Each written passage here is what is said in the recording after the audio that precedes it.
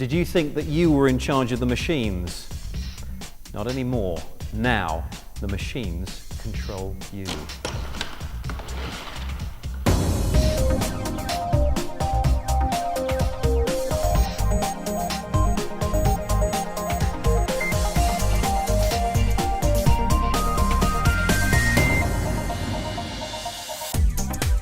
This week, Click is in Liverpool at the art exhibition designed to test our relationship with robots and each other.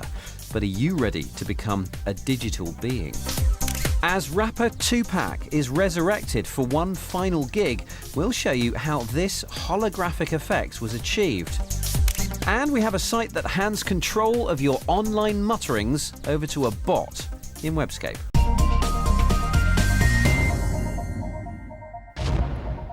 Welcome to Click. I'm Spencer Kelly. I think it's pretty certain that in the future we're all going to be talking to each other more and more using technology, communicating with people who are a fair distance away as if they're in the same room as us. Now, I'm not just talking about video calling your mum every so often. There are many more ways in which you can make your presence felt and feel that of someone else's from afar. And that's why we've come to this exhibition, which is exploring some of those ideas. It's called Robots and Avatars.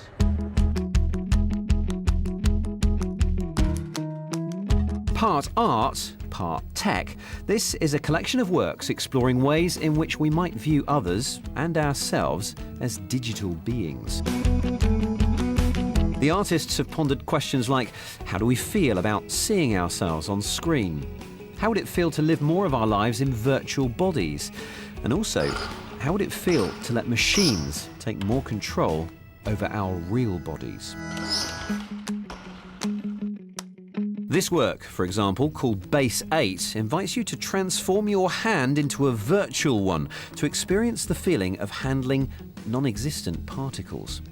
As more and more devices become controlled using gestures, we may have to get used to moving things around which we can't actually feel. Maybe manipulating particles in a virtual chemistry lab, or remotely controlling a robot hand from thousands of miles away. You may instead want to use your phone to control a bot's voice box. RoboVox here is a daunting figure designed to give voice to messages or people who might otherwise be lost in the crowd. I speak when you cannot. He's certainly hard to ignore. Some robotic interpretations are far more tenuous. Take Ada here, a giant globe covered with pieces of coal and filled with a mixture of helium and air to make it floaty light. Ada has been described as an analog robot, something that's remote controlled by quite a few people at one time, but of course in no way digitally. The point of it, well, does it say something about what happens when many people try to be creative at once? Maybe. And from the physical to the emotional. Some of the works here are designed to capture our feelings. The Electronic Man is a website which crowdsources emotions from users around the world. If the project gains momentum, it could provide a guide to the happiest places on Earth and the most stressful. Of course, if crossing continents isn't your thing, you now have many ways to talk to people on the other side of the world. A few years ago, the virtual world Second Life was briefly all the rage. A 3D space in which your avatar could build a home, a business, and relationships with others, no matter where their flesh and blood versions resided. Although the buzz around Second Life has long since died down, its ideas live on. This project, Visions of Our Communal Dreams, attempts to show how a virtual world might blend with the real one. Not only can you fly your avatar around this beautifully rendered island, meeting and interacting with others virtually, but it can also see and talk to real people too. Fly to one of several portals on the island and you'll find a window to a particular place in the real world. Telepresence cameras and projectors allow real and virtual people to converse across the physical and virtual divide. More on this later. And finally, something much more unnerving. It's designed to test our trust in technology. Will we ever reach a point where we let a robot drive us about? How easy would it be to give over physical control to a machine? I'm about to find out. Whoa.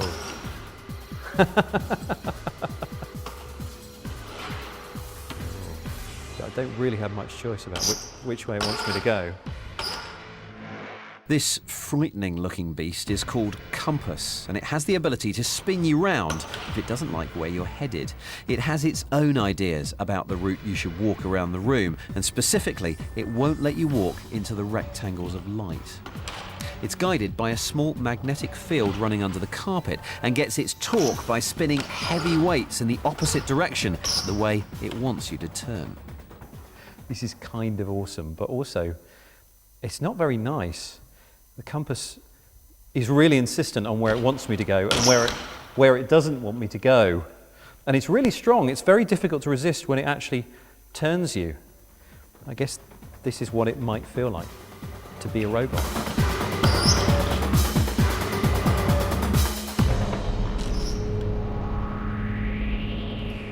Okay, we're back with Ada, the giant inflatable robot stroke avatar, and also our guest, Professor Noel Sharkey, Professor of Artificial Intelligence and Robotics. Noel, welcome to Click.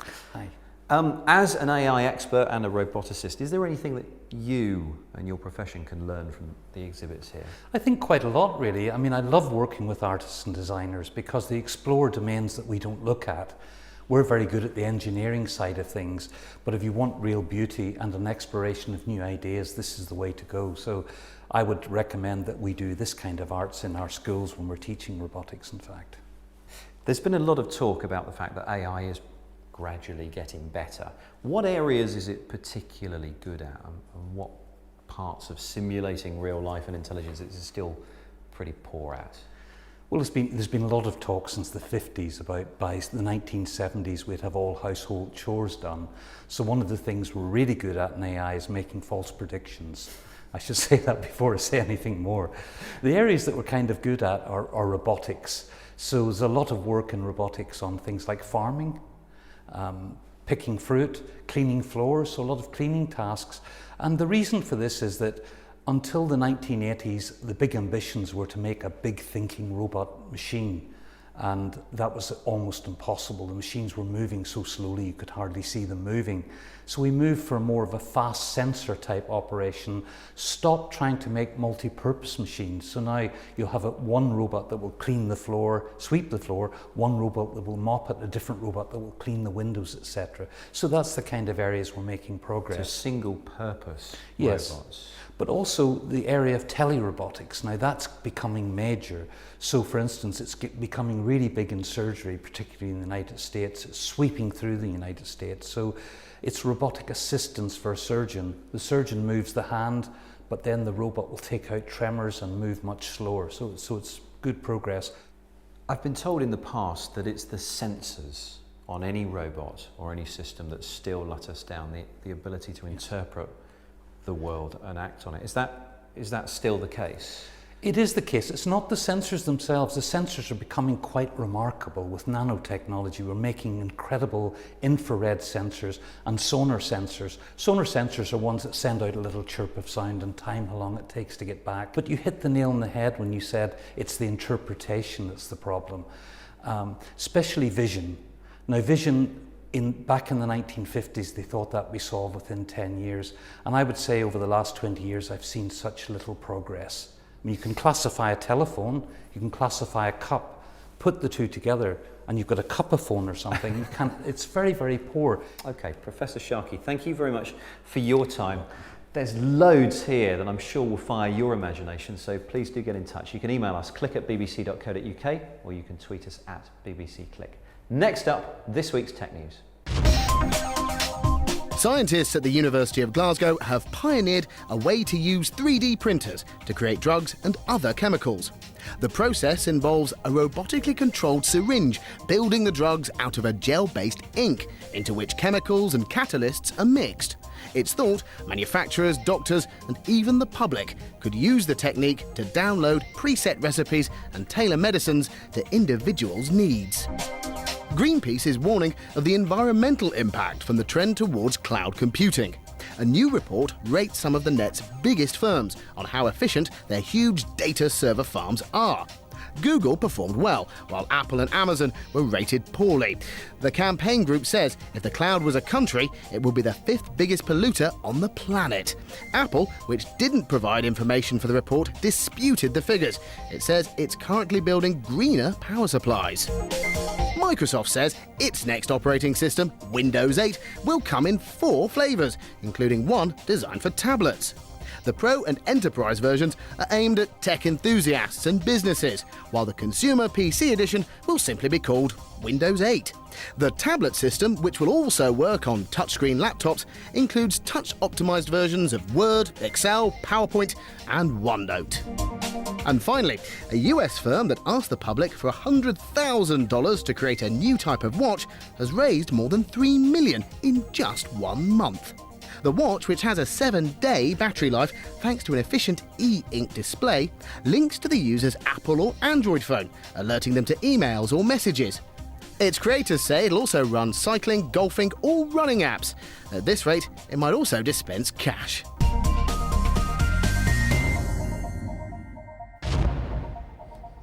A window to a virtual world, although at the moment it doesn't look like anyone's home. However, the ideas and the technology behind this are now starting to be used to bring more people together in new ways. Here's Dan Simmons. Most of us associate avatars with gaming, a fantasy character we control in worlds where we fight battles, live out fantasies, even own our own island. But increasingly, these characters aren't carrying swords. They wear normal clothes and, well, look like us, because the virtual worlds they're in are not fantasy, but designed to mimic the real one. The most popular applications these days are virtual meetings with a number of 5 to 10 persons for a meeting. We have virtual conferences where we have something like 20 to 30 persons, up to hundreds of participants in a conference room, and virtual trade shows where thousands of people actually visit a booth and so on. So instead of getting crushed in the hustle and bustle of trade shows, you can dip in and out from your desk or laptop.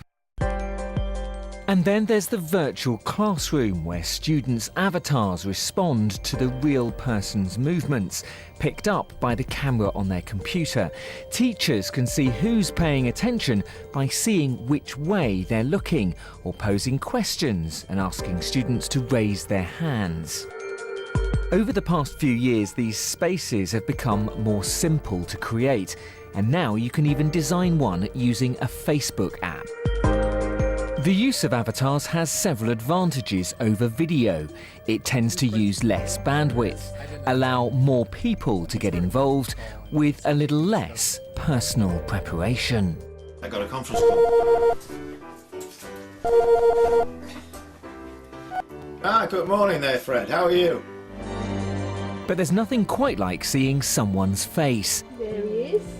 I think he's got a bit more hair now, Ron. Yeah, we've got more than me anyway. While many of us have become familiar with using services like Skype, tech giant Cisco has taken it to a new level that's high definition with virtually no lag time. It's called telepresence, because as humans, we understand much more than is said. Yeah, that's going to be good. We're visual beings, and in fact, 64% of communications is non-verbal. It's the body language, it's the look on my face, it's the look in my eye, it's the tone of my voice. That really makes the communications powerful. Eyeballing someone across the table is therefore important. So rather than placing the camera that captures your image above or below the screen you're looking at, US firm DVE have managed to put it in the middle, behind the image of the person. The screen is semi-transparent plastic with a special metallic coating that reflects a projected image of those being beamed in for the chinwag. A Monday morning meeting at our offices. Not everyone's turned up, but even so, many existing video conferencing systems would struggle to bring this many people together. That's no longer a problem, and we may no longer have an excuse to miss it at all. Here we've got 60 people brought together using 19 different video feeds, but Polycom says that this system can support more than 1,000 individual video streams, and they don't all need specialist kit. Here, Chris is using an iPad, but he could be using any one of a variety of smartphones or tablets. So does that mean employees will be forced into conferences at any time of the day, the way some are expected to respond to email now? There is, I guess, the ability now to work from anywhere, and I guess bosses might translate that into an ability to work anytime. But of course, you know, the work-life balance is something that you know, might be a challenge for everybody, and there are other mechanisms available, I guess, for dealing with those challenges. As telepresence becomes more realistic, so we're starting to see systems that show more of the body and add in some useful visual tools. One of the key things about full body telepresence is being able to gesture and use your hands as well as your face and the whole body to communicate. And so we get to a point now where, through the connections of telepresence with other technologies, such as softwares which enable you to draw in virtual space or to move virtual objects around, start to enable a kind of haptic interface to happen through telepresence. Virtual 3D technology is already being used to create effects like holograms on stage, most notably used last weekend at this performance between a pre-recorded Tupac and Snoop Dogg, who performed live next to him.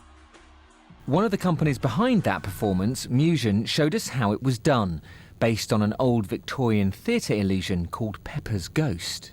When you go to the cinema, you have a projection screen here, and you've got a projector here, and what we're doing is basically moving the projection screen there and having the projector there, and then across that space, at a 45-degree angle, we've got our patented foil, which is basically reflecting that image up into the consumer's face, if that makes sense. There's a lot of backstage tinkering to get the realistic effect. The performer and the image on the right can see and hear each other, allowing the onstage artist to interact with the projected one. That projector is shooting imagery up that way and going through the foil that way. So I can see where I am, and I can also see where Lucinda is, and I can interact. I'm going to touch your hand. Sorry, I don't want to get into trouble again. Whoa! Musion makes its money from beaming performances live to theatres or stadia globally, but another smaller US company, DVE, thinks this is the way telepresence will be done in the future. This system doesn't rely on a complicated stage setup. Again, using projection, you can go right up to this image, and the holographic or volumetric effect is maintained. We are bringing you a live concert from Irvine, California, all the way there in Vegas, and we're so stoked to be in two places at once. Finally. And to get right up close, you might need to ditch the avatar and take the form of a robot instead. French firm Gastai puts you inside of one, giving you a physical presence in the room. And looking ahead, other things apart from your image might be communicated too. In the future, we will start to get interfaces which deal with our breath, with our heartbeat, and with other touch sensations such as vibrations or pressure starting to come through as data transferable from remote spaces. At the moment, telepresence is focused on the visuals, but as other things are added, one day we could literally make our presence felt.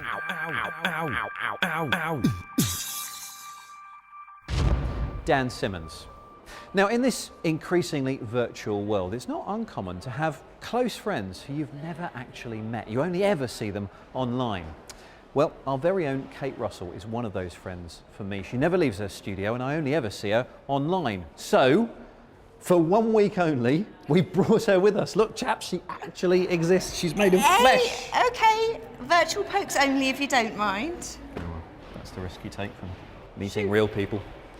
Yes, I've managed to escape my studio to come here and look at a couple of websites and apps that are related to this exhibition and Liverpool itself.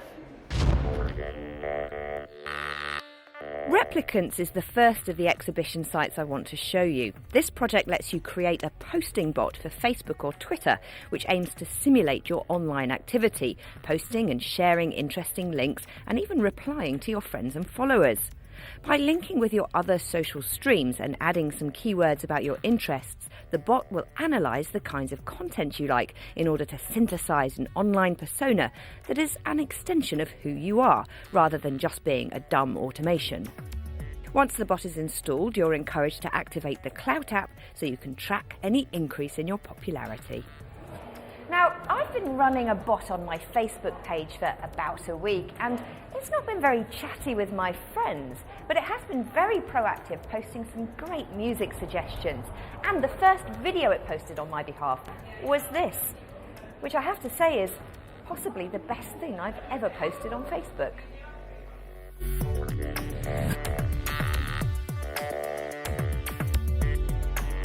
That said, my replicant soon went a bit mutant, posting all sorts of random stuff from my Twitter feed, so I eliminated it to avoid annoying my friends.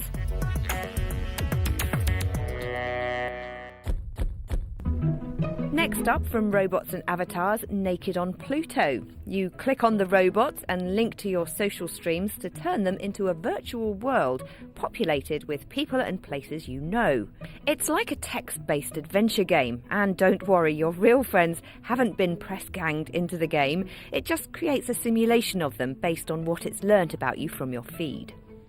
The game itself is a little dull, if I'm honest, but maybe that says more about my social media connections than it does Naked on Pluto. It is text-based though, so I have a feeling it's going to have limited appeal, an interesting passing curiosity nonetheless. Here's an unusual search tool at quickie.com. The results on a term are not that extensive, but the cool factor here comes from them being compiled into a video with robotic voice narrating. Here's what it told me about this exhibition. Robots and Avatars is a program of event and educational activities which explores how young people will work and play with new representational forms of virtual and physical life in 10-15 years' time. And since we are on location, what a great excuse to try out some location-based apps, shall we? Most cities have an events listing site, like Liverpool Live, where you can plan a night out and even buy tickets. And a growing number of these sites offer a free smartphone app, so you can organise your life on the move. You'll also find many places have virtual tour apps that will show you a side to the city you might not have otherwise found. iTour Liverpool is a free app for Android and iPhone that maps out a 5-mile route starting at the train station and leading you past historic buildings and other interesting landmarks, including legendary live music venue The Cavern, where the Beatles first made their name. The tour is supposed to take a couple of hours, but it sucks the life out of your battery at such an alarming rate you are definitely going to need a booster pack, or you could find yourself having to go back to navigating the streets the old-fashioned way. Thanks, Kate. That's all we've got time for. All right, thank you. He hasn't taken over the world just yet. Thanks, Kate, and sadly that's all we've got time for. bbc.co.uk/click is our web address. Everything from this week's programme is up there, and if you'd like to get in touch about anything you've seen or heard today, you can email click@bbc.co.uk or tweet us at bbcclick. From Robots and Avatars in Liverpool, thanks very much for watching, and we'll see you next time.